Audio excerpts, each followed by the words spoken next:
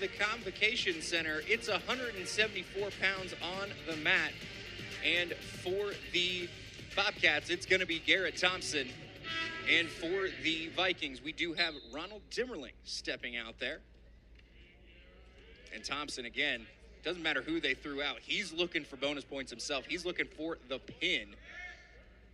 And he's going to have to do it against the Canton Glen Oak product.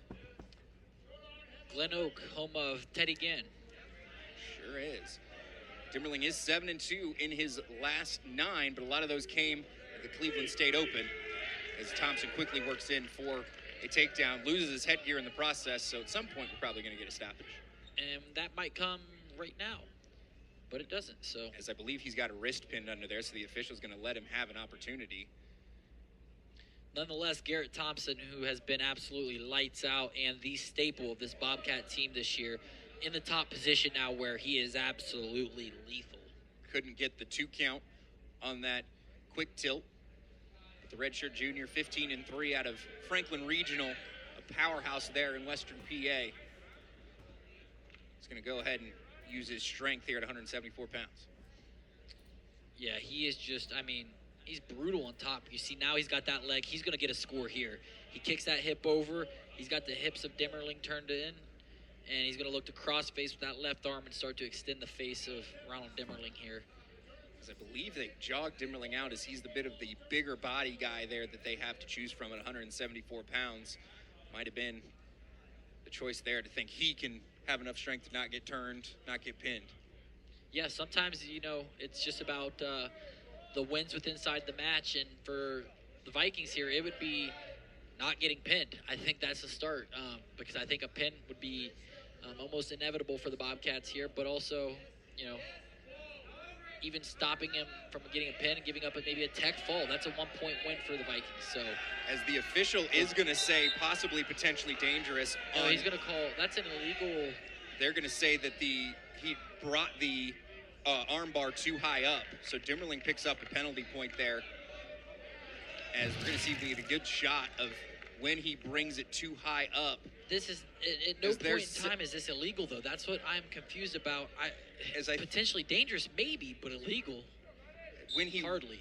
Certainly when the official stepped in, yeah, it was not illegal. I think when he really started it, he kind of picked it up off the back and drove it, but it wasn't enough that he tries to get a tilt through on that one, and he does. So he's at least going to get 2, as he only got a 3 count or a 2 count. Yeah, definitely not going to deter Garrett Thompson from doing what he does best. And I can promise you if he gets that wrist in the same spot, he would do nothing different again here as this match progresses and would try to get the exact same turn if he can.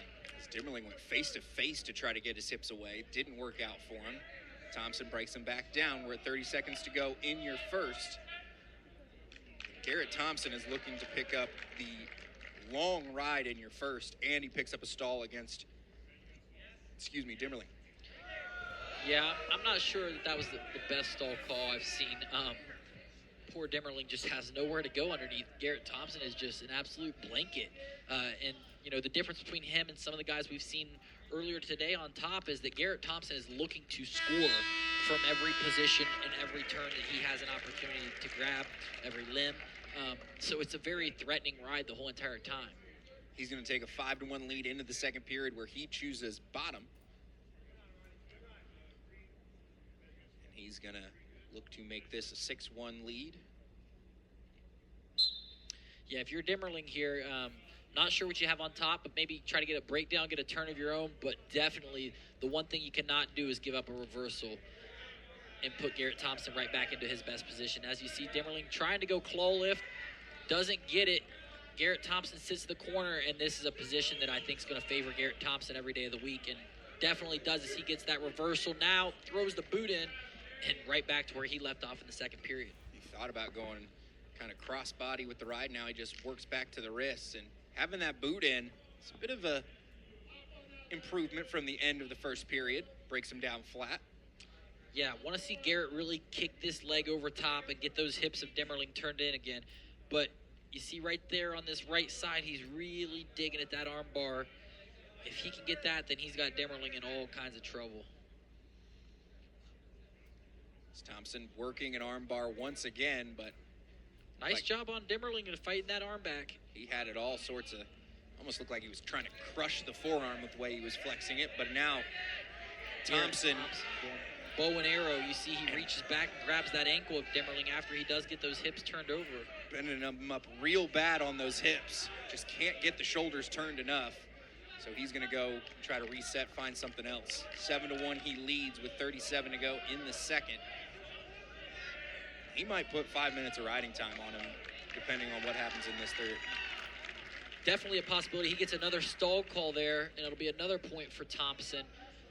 Maybe he'll stall him out from top. That would be the first time in my life I've seen that. But nonetheless, I got to give Ronald Dimmering some credit here. He has not given up as many turns as we've seen guys in the past. And, you know, regardless of how many times he's been called for stalling, I can only imagine the struggles that he is having right now of fighting off every threatening turn from every direction that Garrett Thompson poses a threat of. Thompson gets the reversal here. Yeah, this is just a position where if you're Dimmering, you know, give him the one. Make him take you down again. Yes, obviously Garrett Thompson very good on his feet too, but I don't think it's a secret to anybody in the country that his best position is on the top. And to allow him a free go at that versus making him take you down again, just probably not the best way to go about that. And Dimmering choosing bottom there in the third. Again, giving him a free opportunity on top, nearly ends in a suckback. Well, and I think I kind of see Coach Moore giggling a little bit over there on the bench, thinking maybe, hey, if he just rides us for another 2 minutes, then no harm, no foul. We give up a major decision, but we're not going to get pinned or get tech fouled. Although he does give up the 4 on that tilt. Yeah, and I don't know that that's the correct thought train or thought path of that thinking, but, you know, they thought maybe they're being a little bit sneaky with one there. Not sure it'll work out in their favor, as I'm sure Dimmering only getting more tired and exhausted after, you know, 4 minutes and 40 seconds now, I guess, of fighting off those attacks of Garrett Thompson. As Thompson needs one more turn to pick up the bonus points, and there it goes. He's got that locked in tight enough to get the 4. Yeah, and he's going to get a tech fall with that 4 count, making it a 17-1 technical fall win for the Bobcat, Garrett Thompson. So they didn't give up the full 6 points there for the pin like they thought they would, but a good job by Garrett Thompson to still put up 5 for the team. It's 15-14, just a point ahead as we go in to our last